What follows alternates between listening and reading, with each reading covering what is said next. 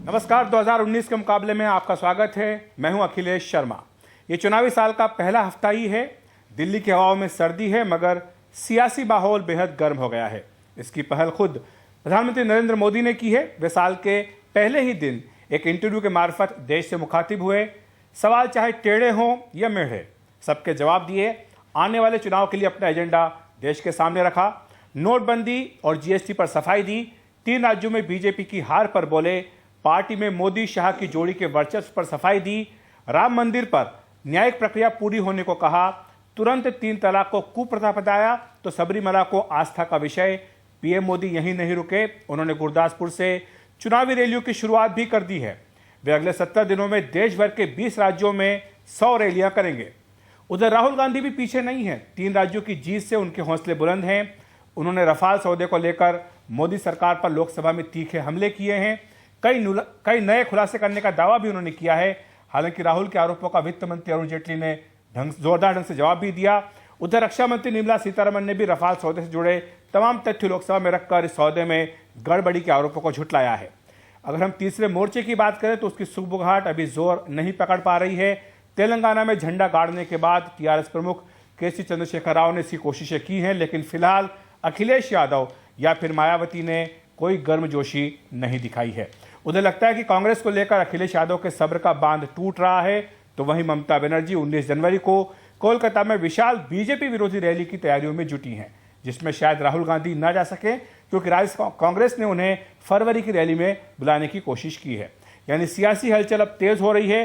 2019 के मुकाबले के लिए सब कमर कसकर तैयार भी हो रहे हैं। स्टूडियो में मौजूद हमारे मेहमान भी पूरी तैयारी में हैं। आइए मैं आपको इनका परिचय करवा देता हूं। हमारे साथ हैं बीजेपी नेता आरती मेहरा, साथ ही हमारे साथ कांग्रेस की ओर से राजीव त्यागी साहब हैं, प्रदीप सिंह हमारे साथ भी हैं जो कि वरिष्ठ पत्रकार जुड़े हैं, और सुदिन भदौरिया जी भी हमारे साथ जुड़ गए जो कि बीएसपी के प्रवक्ता हैं। आप सबका हमारे साथ बहुत बहुत स्वागत है इस 2019 के मुकाबले में। सबसे पहले शुरुआत करूंगा मैं आरती जी आपसे। जो नए साल की शुरुआत पीएम मोदी ने की है एक इंटरव्यू के साथ, जिसमें तमाम तरह के सवालों के जवाब उन्होंने दिए, क्या यह माना जाए कि उन्हें लग रहा है कि अब वक्त आया है कि एक ये संदेश दिया जाए कि उनकी जो छवि है उसको थोड़ा बदला जाए, कि वो सिर्फ आक्रामक नहीं है बल्कि नर्म होना भी जानते हैं, कठोर या कड़े सवालों का जवाब सामना भी करना वो जानते हैं? देखिए, मोदी जी का एक बहुत करिश्माई नेतृत्व है। देश की जनता में उनकी लोकप्रियता जबरदस्त थी और जबरदस्त है। उन्होंने निरंतर देश की जनता से मन की बात के द्वारा बात की है। हर फोरम पे आके उन्होंने दिल से सीधा जनता से बात करी है। अभी भी उन्होंने जनता के सामने एक बड़े लंबे हर प्रश्नों का जवाब देते हुए अपना रिपोर्ट कार्ड रखा है, अपना विजन रखा है, अपनी दूरदर्शिता बताई है और अपनी स्टेट्समैनशिप कि किस तरह से वो देश की जनता उनमें बहुत विश्वास रखती है। देश की जनता को का ये मानना है, अखिलेश जी मैं ज़मीनी स्तर पे जुड़ी हुई हूँ और मैं जिले जिले तक जाती हूँ, चाहे यूपी हो, उत्तराखंड हो, पंजाब हो, और मैं देखती हूँ कि आम जनता जो है वो मोदी के साथ जुड़ना चाहती है। और राज्यों के चुनाव में तो ये देखने में नहीं आया है। तीनों राज्यों के चुनाव से इसका नहीं कर सकते। इसका मैं आपको एक ही बात कहूंगी, 2003 में हम ये तीनों चुनाव जीते, लेकिन 2004 के केंद्र चुनाव को हम हार गए। 2008 में पुनः हम जीते, फिर हम 2009 में हार गए, 2014 में हम वो भी जीते राज्य के भी और हम केंद्र के भी जीते। तो इसकी आप इससे नहीं कर सकते लोकप्रियता। और प्लस 2019 जो है वो नरेंद्र मोदी वर्सेस राहुल लोग देख रहे हैं। राजीव जी आपसे मैं पूछना चाहूंगा, इंटरव्यू के बारे में भी आपसे पूछूंगा कि इंटरव्यू को लेकर आपकी क्या टिप्पणी है। दूसरी बात, क्या आप इस बात से सहमत है कि ये जो 2019 का चुनाव है ये राहुल बनाम मोदी होगा? देखिए, इंटरव्यू पे एक ही टिप्पणी है कांग्रेस पार्टी की कि मोदी जी ने पूरे इंटरव्यू में जो वादे 2014 के मैनिफेस्टो में किए थे उस पे से किसी वादे पे भी कोई टिप्पणी नहीं की। किसान को उन्होंने बात की थी कि 50% कॉस्ट प्राइस पे प्रॉफिट मिलेगा, उस पर कोई टिप्पणी नहीं थी।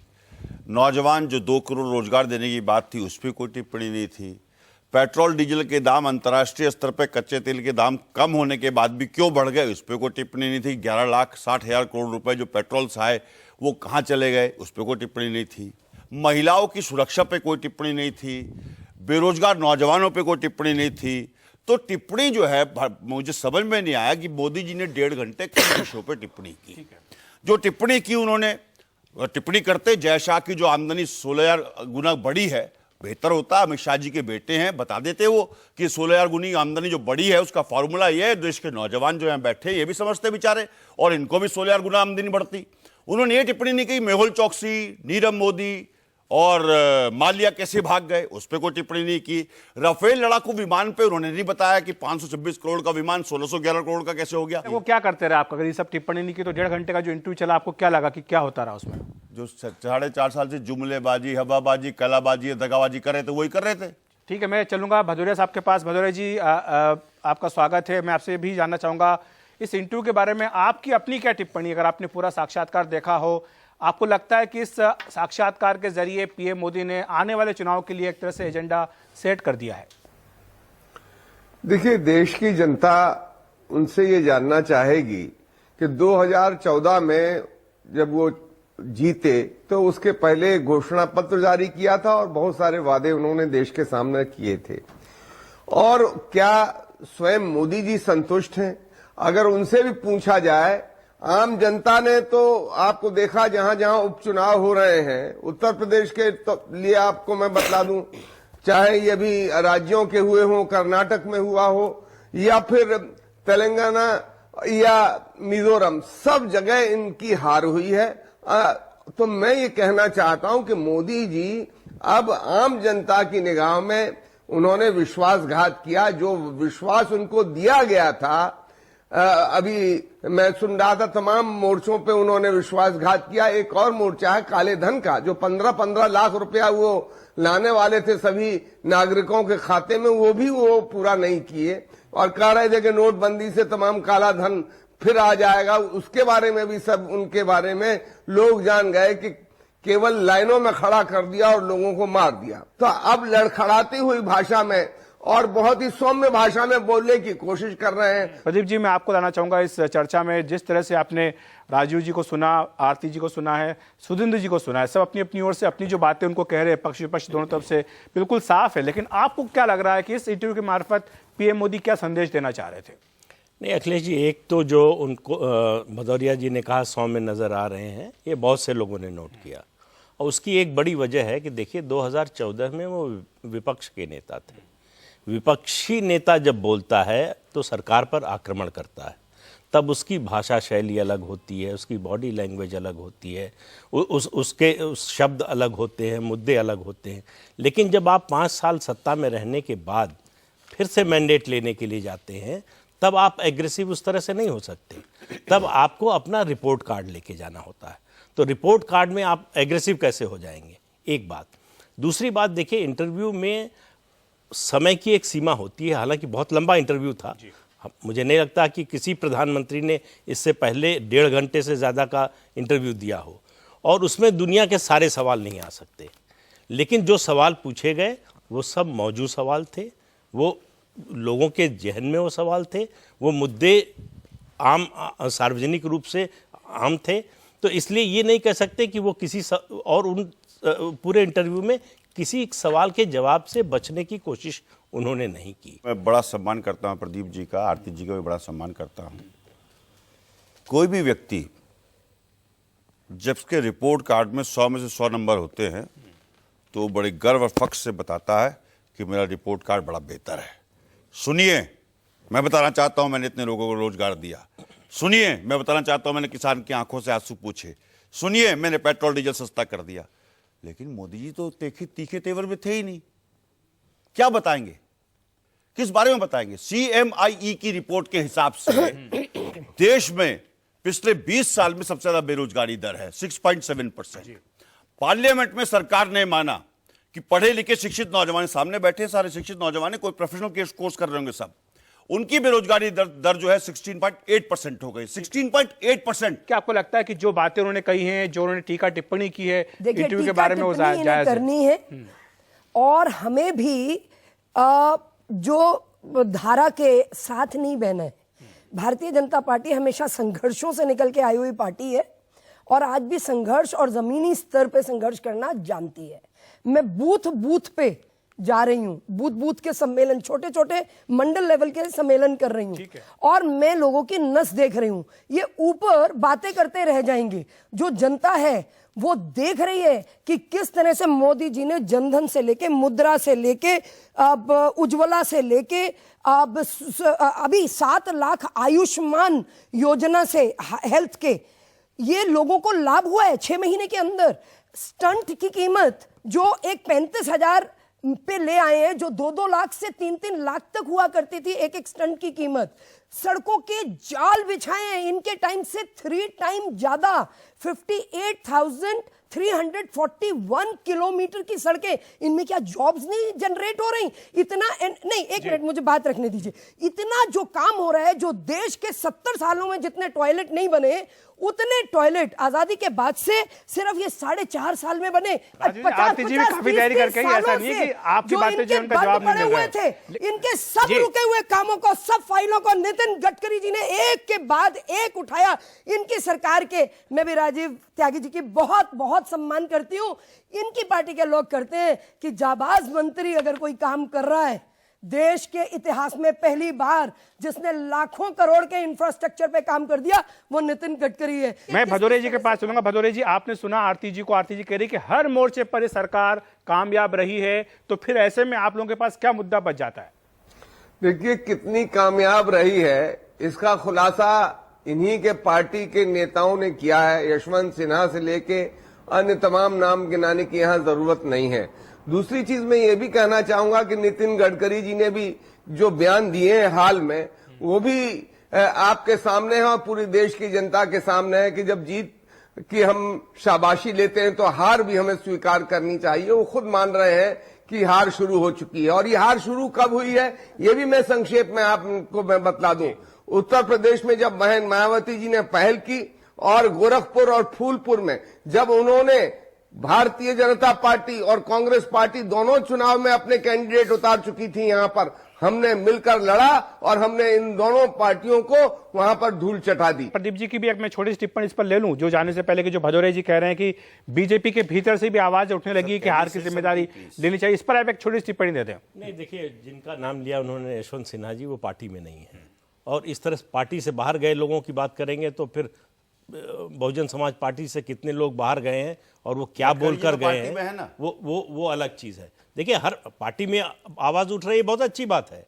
ये उसका जवाब पार्टी के लोग देंगे। लोकतांत्रिक पार्टी है, कोई परिवार पार्टी तो है नहीं। लेकिन ये है कि सरकार काम कर रही है, जो उसका रिपोर्ट कार्ड लेकर जाएगी और ये मतदाता तय करेगा कि वो उनके काम से संतुष्ट है या नहीं। पार्टी एक मिनट, भदौरे जी कुछ बोल रहे हैं। भदौरे जी, आपकी आवाज आने रही थी, आप बोलिए। जी जी भदौरे जी। नहीं, मैं जानना चाहता हूं शत्रुघ्न सिन्हा पार्टी में है कि बाहर है? शत्रुघ्न सिन्हा के बारे में जो लगातार सुबह से लेकर शाम तक कोई ना कोई व्यंग्य बाण चलाते हैं, कोई ना कोई ताना देते हैं, उनके बारे में आप क्या कहेंगे? जी जी प्रदीप जी। नहीं, देखिए, शत्रुघ्न सिन्हा पार्टी से एक कदम, दरवाजे से एक कदम बाहर रख चुके हैं। सबको मालूम है, लालू यादव से उनकी बात हो रही है, आरजेडी के टिकट पे चुनाव लड़ने वाले हैं, तो असंतुष्ट नेता हैं, वो जाहिर है कि तारीफ तो नहीं करेंगे। सर, छोड़ दीजिए गडकरी जी ने क्या कहा, शत्रुघ्न सिन्हा जी ने क्या कहा, अरुण शौरी जी ने क्या कहा, ठीक है, सबको छोड़ दीजिए। जो बागी है उसका बागी कहना चाहते हो। पार्लियामेंट में सरकार ने 3 विषय रख रहा हूं मैं आपके सामने। मेरे पास अभी समय नहीं, मैं अभी ब्रेक लूंगा। मैं ब्रेक के बाद में इस पर वापस आऊंगा राजू जी, आपको पूरा समय दूंगा, लेकिन फिलहाल वक्त एक ब्रेक का। ब्रेक के बाद चर्चा करेंगे महागठबंधन की जो सियासत हो रही है उस पर बीजेपी क्या कह रही है, और इस इंटरव्यू में जो पीएम मोदी ने कहा कि अगला चुनाव जनता बनाम महागठबंधन होगा, उसका कितना असर देखने को आएगा। वक्त एक ब्रेक का।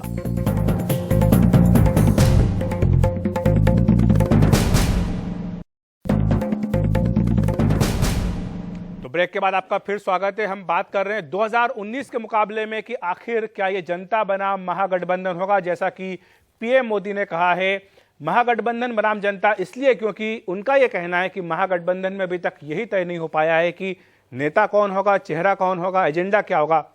राजीव जी। देखिए, मैं ब्रेक से पहले एक बात कह रहा था कि छोड़ दीजिए बागियों ने क्या कहा भारतीय जनता पार्टी के। हालांकि ये पहली सरकार है जो 282 का आंकड़ा छूती है 2014 में और घटते घटते 270 से नीचे पहुंच जाती है। ये पहली सरकार है 70 साल में।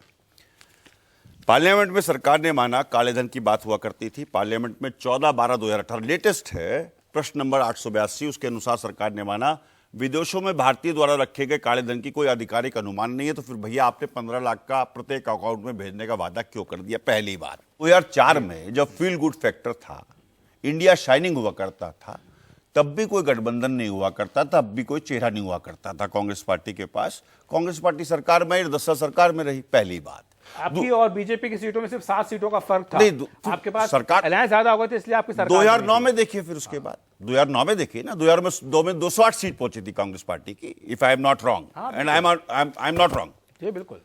दूसरी बात अब कहता हूं, इस वर्तमान परिप्रेक्ष्य में अब बात करते हैं।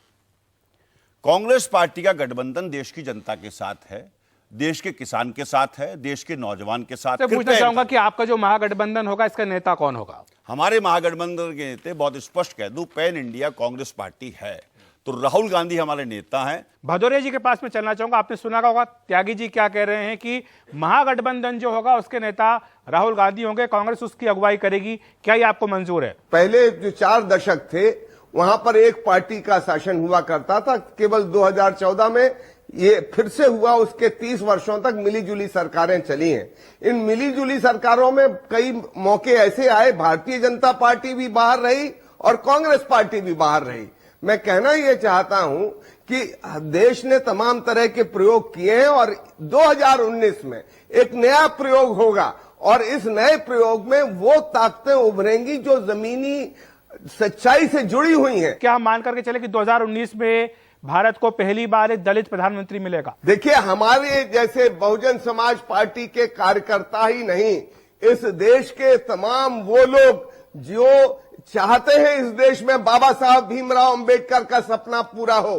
इस देश में एक समय जब बाबू जगजीवन राम प्रधानमंत्री हो सकते थे और किन लोगों ने नहीं बनने दिया ये भी लोग जानते हैं। क्यों नहीं इस देश का एक व्यक्तित्व ऐसा जिन्होंने 4 बार उत्तर प्रदेश की सरकार चलाई हो, जो इस देश के अंदर सबसे बड़ा राज्य है जहां से 80 सांसद आते हैं, वहां उन्होंने एक कुशल प्रशासन दिया हो। विकास 9% जीडीपी था उत्तर प्रदेश का जब महेंद्र मायावती जी पिछली बार लास्ट मुख्यमंत्री थी। 30 सेकंड में वो जगजीवन राम का किस्सा बता रहे हैं कि जगजीवन राम को किसने रोका था, दुनिया जानती है। तो अब क्या फिर से मायावती जी को नहीं रोक लेंगे? कांग्रेस पार्टी के बारे में बोल रहे हैं। हमने तो नहीं रोका था जगजीवन राम साहब को, नंबर्स ने रोका होगा, जनता ने रोका होगा। अभी राजीव जी ने कहा, आपने भदौरिया जी को सुना, सबसे पहले उस पर टिप्पणी आपकी लूंगा। भदौरिया जी ने बड़ी महत्वपूर्ण बात की है कि जो बाबा साहब अंबेडकर ने सपना देखा है वो सपना शायद 2019 में पूरा हो सकता है। यानी वो मायावती जी को रूल आउट नहीं करे, वो चाहते हैं कि मायावती जी के बारे में आप लोग सोचें।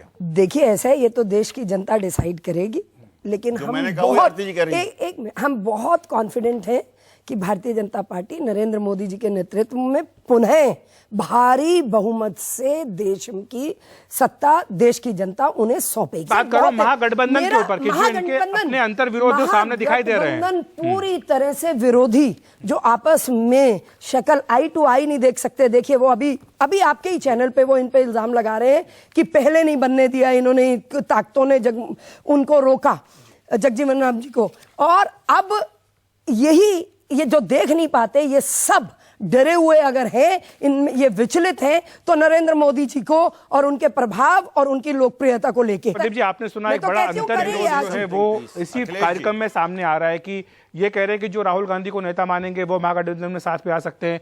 भदौरिया जी को आपने सुना कि उनकी ख्वाहिश है कि जो बाबा साहब अम्बेडकर का सपना है वो पूरा होना चाहिए। तो ये जो अंतर्विरोध है, इन्हें लेकर के किस तरह से महागठबंधन आगे चल पाएगा? देखिए, बाहर से समर्थन कांग्रेस भी कर चुकी है, केंद्र की सरकार का बीजेपी भी कर चुकी है। लगभग 4 सरकारें कांग्रेस गिरा चुकी है समर्थन करके, एक बीजेपी गिरा चुकी है वीपी सिंह की। जब भी सफल गठबंधन बना है केंद्र में, तो उसकी धुरी एक नेशनल पार्टी या मल्टी स्टेट पार्टी रही है। वो जनता दल हो, बीजेपी हो या कांग्रेस हो। जब वो धुरी बनती है तब बाकी क्षेत्रीय दल जुड़ते हैं, तो वो सफल गठबंधन बनता है और चलता भी है। अभी देश में 2 ही पार्टियां ऐसी हैं, कांग्रेस और बीजेपी। बीजेपी सत्ता में है तो गठबंधन बनना है तो जाहिर है कि कांग्रेस के नेतृत्व में बनना चाहिए। लेकिन राहुल गांधी का नेतृत्व स्वीकार करने के लिए कुछ क्षेत्रीय दल तैयार नहीं है। 1989 के बाद जब 2004 का चुनाव हुआ तो उस वक्त भी समाजवादी पार्टी और बहुजन समाज पार्टी उत्तर प्रदेश में हमारे प्री पोल अलायंस में नहीं थी। 2009 में भी समाजवादी पार्टी और बहुजन समाज पार्टी हमारे प्री पोल अलायंस में नहीं थी। मुद्दा आधारित समाजवादी पार्टी ने भी और बहुजन समाज पार्टी ने हमारी केंद्र सरकार को समर्थन किया। 2004 में कांग्रेस पार्टी को 11 सीट प्राप्त हुई उत्तर प्रदेश में और 2009 में 21 सीट प्राप्त हुई। 22वीं सीट हमने राज बब्बर जी की बाकायदा बाई इलेक्शन में जीती। इसका क्या मतलब है? इसका मतलब यह कि कांग्रेस पार्टी 2014 में सब हार गए। इस हिसाब से गठबंधन की अगर बात की जाए और सीटों का बंटवारे की बात की जाए तो 2014 को पैरामीटर आप नहीं मान सकते। बात आती है 2019 की, पर वो तो आपको 2014 के हिसाब से 2 सीटें दे रहे हैं खाली। तो 2014 के हिसाब से बहुजन समाज पार्टी को तो एक भी नहीं मिलनी चाहिए क्योंकि 0 सीट थी। अब इसका जवाब दीजिए। फिर समाजवादी भदौरिया जी देंगे। भदौरिया जी नहीं, समाजवादी नहीं, एक मिनट प्लीज। भदौरिया जी कह रहे हैं कि 2014 के हिसाब से तो आपको 0 सीट मिलनी चाहिए। कंप्लीट कर दूं, कंप्लीट। नहीं, मैं इसका उत्तर ये देना चाहता हूँ। उत्तर ले लीजिए। इन्होंने हम पर इसके हिसाब से तो 5 सीट जो है समाजवादी पार्टी को मिलनी चाहिए। अगर वो फार्मूला आपके फार्मूला को मान लिया जाए जो आप दे रहे हैं, तो बहुजन समाज पार्टी ने फार्मूला नहीं दिया है। मैं ये जानना जी भदौरिया जी, आप आपकी बात जी पूरी करें। मैं ये कहना चाहता हूं, ये हमें सीट ना दी हो पर हमें 23% वोट मिला। ये 100 सीटें लड़े, 7 सीट मिली, 7% वोट मिला। अब ये मध्य प्रदेश, राजस्थान में, छत्तीसगढ़ में बड़ा मन किया होता तो 7% हमें वोट मिला। 50 सीटें और ज्यादा मिली होती। जब बीएसपी का खाता भी नहीं खुला था यूपी में, उसकी बात कर रहे हैं। उसके हिसाब से तो फिर बीएसपी को एक भी सीट नहीं मिलनी चाहिए। ये आपने कहा, मैंने नहीं कहा। ये सीट बांटेंगे हमें उत्तर प्रदेश में। ये तो बड़ा हास्यास्पद है कि ये हमें सीट उत्तर प्रदेश में बांटेंगे। यही मैंने नहीं कहा, ये बात अखिलेश जी कह रहे हैं। यही सीट उड़ीसा में बांटेंगे, यही सीट बिहार में बांटेंगे। ये बात मैंने नहीं कही है, ये बात अखिलेश जी कह रहे हैं। अखिलेश जी क्लैरिफाई कर दीजिए। वो कह रहे हैं कि 2014 के अगर फार्मूले से आप जाएंगे तो फिर तो बीएसपी को 0 सीटें मिलेंगी, 0 सीटें, क्योंकि आपको कुछ सीट नहीं मिली थी। लेकिन क्या अगर सीटों को लेकर के कोई फार्मूला बन रहा है, क्या आपके साथ कांग्रेस भी रहेगी सपा बसपा के गठबंधन में? ये सवाल है आपसे भदौरिया जी। भारतीय जनता पार्टी और कांग्रेस अपने को राष्ट्रीय पार्टी कहती हो तो चुनाव आयोग बहुजन समाज पार्टी को भी राष्ट्रीय पार्टी कहती है। कर्नाटक में हमने वहां पर धर्मनिरपेक्ष सरकार बनवाई। मध्य प्रदेश, राजस्थान में सहयोग दे रहे हैं। ये कहकर कि केवल ये उत्तर प्रदेश का मामला नहीं है, देश का मामला है। मैं सिर्फ ये कहना चाहती हूँ कि आज इनके सारे दल देख रहे हैं कि ये लोग तो बेल पे निकले हुए हैं। नेशनल हेराल्ड का केस देख लीजिए, अगस्ता वेस्टलैंड डील का केस देख लें, उनके राजदार जेल में है और वो जिन जिन के नाम ले रहे हैं उसके बाद इनका क्या हश्र होना है वो बिल्कुल क्लियर है। तो ऐसे में इनको ना तो ये इंस्पायर कर सकते हैं, ना ही इनको किसी का फेथ मिल सकता है। राष्ट्रीय स्तर पर कांग्रेस पार्टी ने, यानी बीएसपी सिर्फ यूपी में नहीं, आपसे मध्य प्रदेश में भी सीटें लेगी, कांग्रेस पार्टी में भी लेगी, कांग्रेस पार्टी ने एक तो कभी किसी का असम्मान नहीं किया ये होता तो आपको भी 3 राज्यों में बीएसपी गठबंधन नहीं हो गया होता। बीएसपी अगर कह रही है तो उसको बात को सुन रही है, हम कोई दिक्कत नहीं है, वो सुनने का काम हमारे राष्ट्रीय नेतृत्व का है। कांग्रेस दोनों ही परिस्थितियों के लिए तैयार है। अगर उत्तर प्रदेश में बीएसपी को सम्मानजनक सीटों की तलाश है तो कांग्रेस भी सम्मानजनक सीटों की ही तलाश करेगी। वो बिना गठबंधन के लिए भी लड़ने को तैयार है, ये महत्वपूर्ण बात है। लेकिन फिलहाल वक्त एक ब्रेक का, ब्रेक के बाद पूछेंगे जनता से जो यहां पर आए हैं कि उनका क्या सोचना है।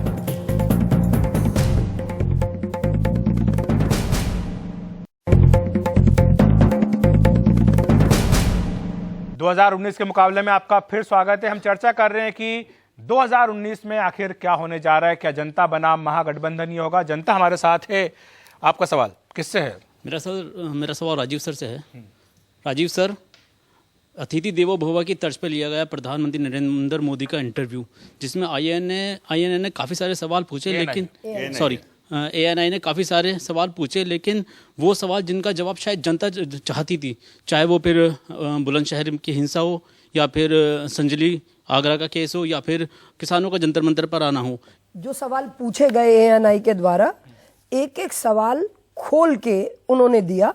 जहां तक किसानों का है, किसानों के लिए हमारे कृषि मंत्री जी ने भी और हमारे प्रधानमंत्री जी ने बहुत एलेबोरेट करके किसानों के लिए मिनिमम सपोर्ट प्राइस से लेके यूरिया कोटेड बुलंदशहर में जो घटना हुई जिसमें कि पुलिस को भीड़ मार रही है, क्या उस पर सवाल नहीं, का जवाब ये नहीं देना बहुत चाहिए था पीएम मोदी को? बिल्कुल नहीं, लेकिन अगर क्वेश्चन पूछा जाएगा तभी वो जवाब देंगे बोलते ना। जब उनसे लिंचिंग की बात कही गई थी तो उनको बताना चाहिए था कि देश में हो क्या रहा नहीं, है। वो उन्होंने लिंचिंग के बिल्कुल खिलाफ बोला कि इस तरह की किसी भी तरह से और जांच का और उनके प्रति बिल्कुल दृढ़ होके किसी भी तरह का दंड जो है वो उन्हें मिलना चाहिए। उन्होंने इस बात को साफ किया। अभी माननीय योगी जी जो उत्तर प्रदेश के मुख्यमंत्री हैं, उन्होंने एक ट्वीट किया था कि उनके कार्यकाल में कोई सांप्रदायिक दंगा नहीं हुआ। ये ट्वीट है उनका, बकायदा ट्विटर अकाउंट पर जाके देख लीजिए। हंसराज अहीर जो देश के गृह राज्य मंत्री हैं, मोदी सरकार के गृह राज्य मंत्री हैं, उन्होंने पार्लियामेंट में एक रिपोर्ट प्रस्तुत की, सवाल के जवाब दिया कि वर्ष 2017 में उत्तर प्रदेश में सांप्रदायिक दंगों में 22% का इजाफा होने का काम हुआ। ये नया भारत बन रहा है मोदी जी और योगी जी के नेतृत्व में, जिसमें जो कानून के रखवाले हैं, जो रक्षक हैं हमारे, उनको भीड़ मार देती है। मेरा सवाल आरती जी से है। आप महिला हैं, मुझे पूरा उम्मीद है कि आप तर्कपूर्ण जवाब देंगी। 3 तलाक पर महिलाओं के जो अधिकार की बात होती है तो हम आपके साथ हैं, मिलना चाहिए महिलाओं का हक। लेकिन सबरीमाला मंदिर का जब बात आता है तब आप महिला अधिकार से पीछे हट जाते हैं। क्या आप लोगों ने महिला अधिकार को वोट बैंक की राजनीति में तब्दील कर दिया है? बिल्कुल नहीं, बिल्कुल नहीं, बिल्कुल दोहरे मापदंड नहीं है। भारतीय जनता पार्टी हर तरह की सामाजिक बुराई के खिलाफ है। ट्रिपल तलाक जो इतनी कुप्रथा है जिसमें सुप्रीम कोर्ट ने कहा ट्रिपल तलाक पर उसके बाद कानून का जो आदेश दिया गया सुप्रीम कोर्ट के द्वारा सरकार को, तो सरकार 2 बार उस पे विधेयक और अध्यादेश लेके आई और उस पे उसने इतना ठोस, विरोधियों के पूरे विपक्षियों ने जितनी बातें कही थी उसके हिसाब से ट्रिपल तलाक को रखा। मेरा सवाल बीजेपी पार्टी से है। सब सुप्रीम कोर्ट ने ये आदेश दिया था सबरीमाला मंदिर पे कि लड़कियां एंटर कर सकती हैं, लेकिन वहां के नेटिव्स ने सुप्रीम कोर्ट का जो आदेश है उसको नहीं माना। सर्वोच्च न्यायालय अन्याय व्यवस्था है और देश के सभी 125 करोड़ भारतवासियों की पूरी तरह से आस्था है और उसका जो सम्मान होना चाहिए वो सम्मान होगा। सड़कों पे जिस तरीके से हुआ है उसके लिए सरकारें पूरी तरह से वचनबद्ध और कटिबद्ध हैं सुप्रीम कोर्ट के आदेश को लागू करने के लिए। राजीव जी मैं आपके पास आऊंगा, लेकिन फिलहाल मुझे एक ब्रेक लेना होगा। ब्रेक के बाद आपको पूरा मौका मिलेगा।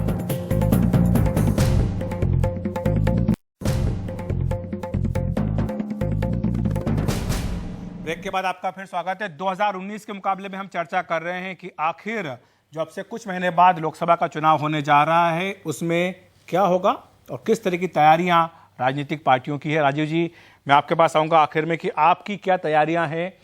सिर्फ आप अपने मुद्दों पर जाएंगे या आप एक बड़ा गठबंधन बना करके जाएंगे, और साथ ही आप जनता के सामने क्या कहेंगे? देखिए, देश का 2019 का चुनाव निश्चित रूप से जुमलेबाजी पर नहीं होगा, ये मैं आपको आश्वस्त करता हूँ। हवाबाजी पर नहीं होगा। देश का अगला चुनाव मुद्दों पर लड़ा जाएगा, मैनिफेस्टो पर लड़ा जाएगा। रही बात किसान के मुद्दे से लेकर, नौजवान के मुद्दे से लेकर, महंगाई के मुद्दे से लेकर, राफेल लड़ाकू विमान के मुद्दे से लेकर के, नीरव मोदी से लेकर के, मेहुल चौकसी से लेकर अनेक मुद्दे हैं, हम उस पर लड़ेंगे। हम ये चाहते हैं ऐसा गठबंधन हो जो गठबंधन हमारे भारतवर्ष को मजबूत बनाए। हम भारतीय जनता पार्टी से एक ही रिक्वेस्ट करते हैं, राफेल के रेट, मंदिर की डेट और अगस्ता वेस्टलैंड का फेट किसने बदला, ये भारतीय जनता पार्टी बता दे। ये नारा दे दिया उन्होंने, आपको नारा बता दिया है जी। आपके क्या प्राथमिकता होंगी? जो 4.5 साल का 5 साल का काम है वही होगा या फिर आपके कुछ और नए वादे भी होंगे? काम पे जाएंगे।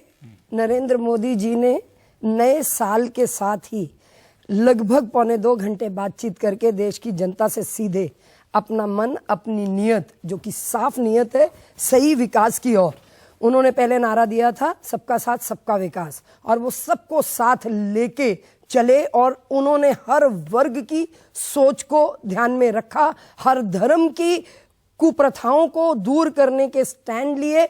इसके साथ ही साथ अब उनके सामने उन्होंने 50 लाख अभी तक प्रधानमंत्री ग्रामीण आवास योजना में 50 लाख घर बने हैं, लेकिन उन्होंने कहा 2021, एक मिनट प्लीज, बीच में नहीं बोलेंगे, बीच में नहीं बोलेंगे, बीच में नहीं, गलत है, आप प्रूफ करिएगा बाद में। आप मेरे को नहीं, 50 लाख घर बन चुके हैं, मैं ऑन रिकॉर्ड कह रही हूँ। आपको नए सहयोगी नहीं मिल रहे हैं, जो आपके शिवसेना जैसे सहयोगी है वो आपको छोड़ के जाने के लिए तैयार है, उनका आप क्या करेंगे? ऐसा है कि गठबंधन में भारतीय जनता पार्टी ने जिस तरह से गठबंधन के नियम आज तक निभाए हैं, चाहे अटल बिहारी वाजपेयी जी के टाइम पे 23 पार्टियों को लेके चलना हो या आज की परिस्थिति हो, अखिलेश जी, ये देश की जनता जानती है, भारतीय जनता पार्टी अटल जी के वाक्य कि छोटे मन से कोई बड़ा नहीं होता और टूटे मन से कोई खड़ा नहीं होता, हम उस बात पे को लेके चलते हैं और हम बड़े मन से राजनीति करते हैं, हम सबको साथ लेके चलेंगे। बिल्कुल, देखिए अखिलेश जी, सीधी सी बात ये होती है कि आंकड़े या सरकारी पार्टी का दावा या विपक्ष के वायदे, इन सबसे ज़्यादा जो मतदाता की नज़र होती है कि वो पार्टी और नेता की नीयत देखता है। अगर उसको लगता है कि इनकी बात विश्वसनीय है तो उनके साथ जाता है, अगर लगता है कि नहीं ये जो कह रहे हैं उसमें विश्वास की कमी है तो खिलाफ जाता है। जब चुनाव का समय आता है तो वो पहले तय करता है कि जो सत्तारूढ़ पार्टी है उसको एक मौका और देना चाहिए या नहीं।